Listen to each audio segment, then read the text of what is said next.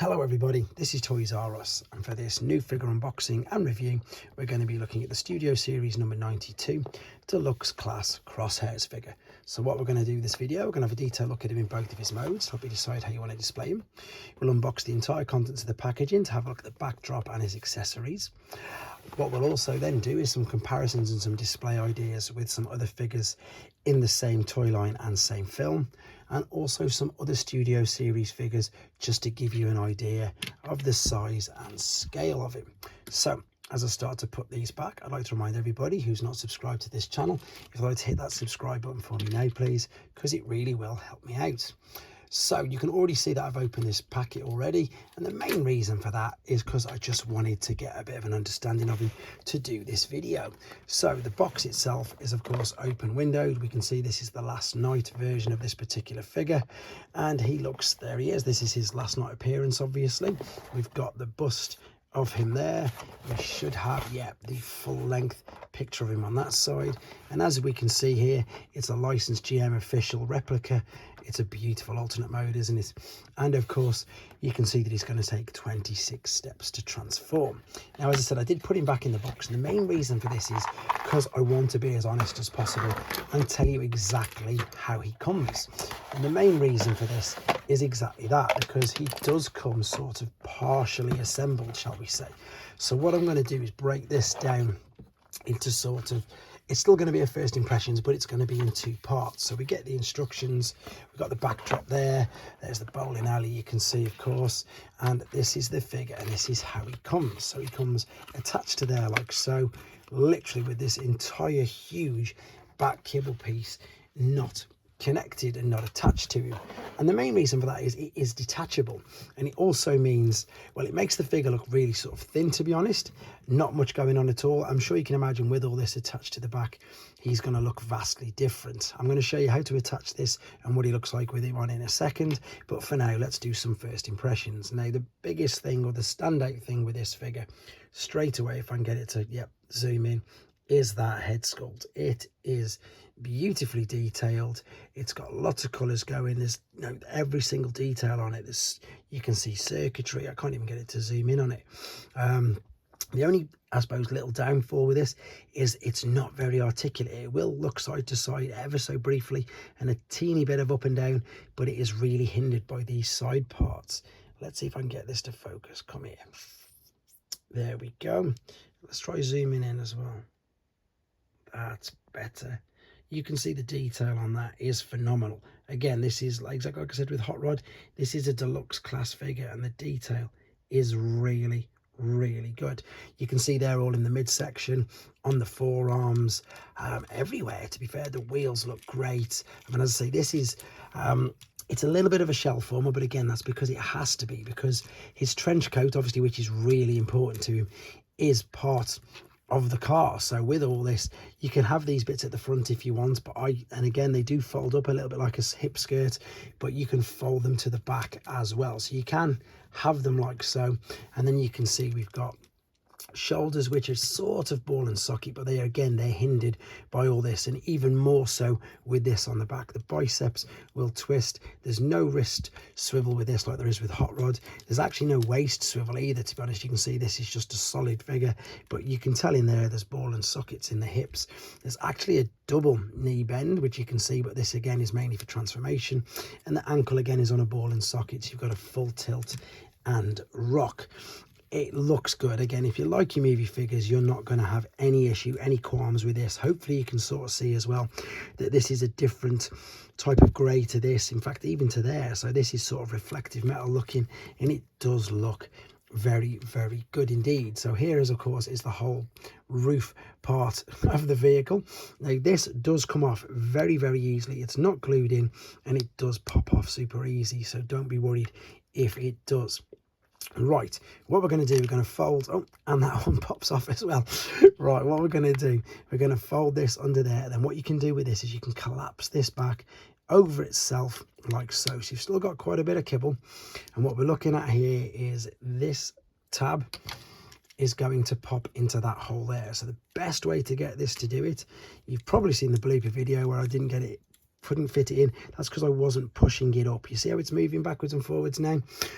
You need to be sort of applying a little bit of pressure, and it's even more difficult reaching around the camera trying to do it. So let's see, it should pop in, he says. No issues. It is. It's going to play up on me, isn't it? I need to be using my right hand. I'm right-handed, so I need to be using my right hand. Oh no, let's try again. Let's line this up. There it goes. And I've got it. Have I got it? I can't see. You just heard something click, but I don't think it was actually that. No, typically that was the spoiler coming off.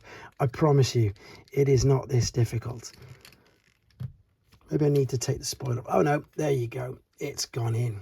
Lovely. But what you can see now is it really is a huge amount of kibble. So you can see why it comes off, and you can take it off if you want to. There's nothing else you can really do with that. The only, I suppose, positive thing I can say about this is it doesn't affect how he balances, which I'm sure you'll agree is really important with all that on the back. However, if you are just looking at him from the front, it isn't too detrimental at all. He does come with these two blasters, which you can see, and I need to show you something else in a second regarding these. So, of course, these will go straight in either hand like so, which means that you can really pose him up with all these. And again, super articulate because of the double knee bend, etc. It is really good. Now, the transformation process isn't going to be on this video, and that is for two reasons. One, to keep the main length of the video down, and two, because it's a new figure, not to spoil it for anybody who doesn't want it spoiling for them. However, I do point this out in the video, and I'm going to point it out to you guys now just before we go on to there. Once he's in his alternate mode, this is where you would store. So you've got the cutout there, and you've got the same, exactly same size tab on the inside of the door. Now you need to attach these there right now before you complete the transformation process, because when we see him in a second in his alternate mode, you'll see that there's absolutely no way on this planet that you can get it in without basically just taking him all apart again, to be honest. So you need to make the decision. You can see how they fit in and slot in lovely. To be fair, they do exactly that. They fit away really snugly, but you need to make the decision if you're going to be storing them or not. Before we do have a quick look at him in his alternate mode, here he is with the Last Night hot rod, and he's just a fraction smaller. He is, of course, quite a bit taller than Bumblebee movie Bumblebee, who's on that side. And then we've got, is this my Dark of the Moon or Revenge of the Fallen? It's one of mine. It's my Studio Series Sideswipe. And again, he's a little bit taller than that. But I think, again, I started collecting Studio Series, funnily enough, properly. I brought a few older ones back around about this figure. And I think that since Sideswipe, and definitely with these two, that they've raised the bar with regards to these figures. They are very detailed, very articulate. And indeed very intricate. If you're new to this channel, if things like that happen, I let them happen because it's just life, I suppose. There you go. There he is standing with his backdrop, which you can see looks all right. Actually, I'd like to know in the comments if anybody actually does display their figures in the backdrops with these, because of course this is the bowling alley quest from the film, and it looks all right, but no, I'm going to be displaying mine in his robot mode on the shelf. Right, what we're going to do now, we're going to come back and he's going to be in his alternate mode. So then, here we are back with him in his alternate mode, and this is an absolutely stunning, beautiful Corvette Stingray, as you can see. You can see what I mean about the sort of shell formers, how everything sort of forms literally around the side like a big shell. So these were the two bits coming out at the back of the legs. These were the bits which were a bit like the hip skirts. If I wanted to be a little bit pedantic, you could say that it might have been better if they'd have done a bit of, you know, sort of frosted or not too transparent windows, as silly as it sounds. Maybe for the front that's fine, but for the back you can obviously see that we've got visible head there. Also, the thing here is I've not put the spoiler on because it does pop off, and I can just show you again how simple it is just to pop it on like so. What I've also done is I've put the one gun in there and I took the one out, so again you can really see now that it is nigh on impossible. What you got to do is you got to take the whole side of this off, which is really kind of difficult because it pops out this, it pops out that, it pops out that. I might as well show you actually, because obviously I suppose that's the purpose of the video, but it just makes it far more awkward than than need be. So you need to make your decision at the time where you're going to be putting it. So you've got to take this whole back bumper off, and I've got no nails. And again, if you've seen the bloopers with this video, or now the spoilers come off again, there we go. So you can fold it out and then you can pop it underneath. It's really not worth it. It's much more simple to pop it in when he's in the robot mode before you do this. See all the tabs it's all got to go and fit and connect into. But anyway, as I say, as you saw on the back of the box, this is a fully licensed Corvette Stingray. It does look beautiful, and everything else apart from the head is pretty much tucked away quite nicely. I mean, you could probably make out now that where the arms and where the legs are, but it's really not too bad whatsoever. I think the beauty of this is you really could display it in either mode, because it does look that good. It really does. Right, there we go. So there he is in his alternate mode. Let's bring in again Hot Rod from the same film. And again, these are stunning. Oh, these are popped out as well. These are absolutely stunning alternate modes.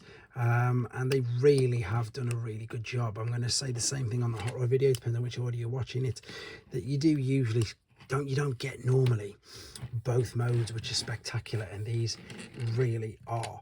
This is compared to obviously a Studio Series Bumblebee from the Bumblebee movie, much bigger than that, and whereas this is Jolt from, of course, Revenge. Yeah, it's the Revenge of the Fallen one as well. I'm getting confused. As I say, I hold my hand up completely. Studio Series figures aren't my forte, but I just still want to have a look at them because I appreciate a really good transforming figure, which, as I've already said, these guys are. So there's not much more to say about this. You can see obviously the wheels go around. There's lovely detail on it there, and it does hold together really well once it's all clipped in.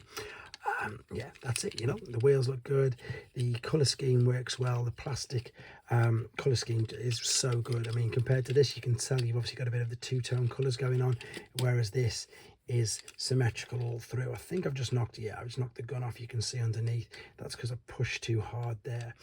But I am going to end it here. There's not much more to say about it. It is a great figure. It really is. And it makes me look forward to the new Studio Series figures coming out for Rise of the Beast as well, if these are anything to go by. If you've already got this, let me know what you think in the comments. And if you haven't, also let me know what you think in the comments. Take care, guys.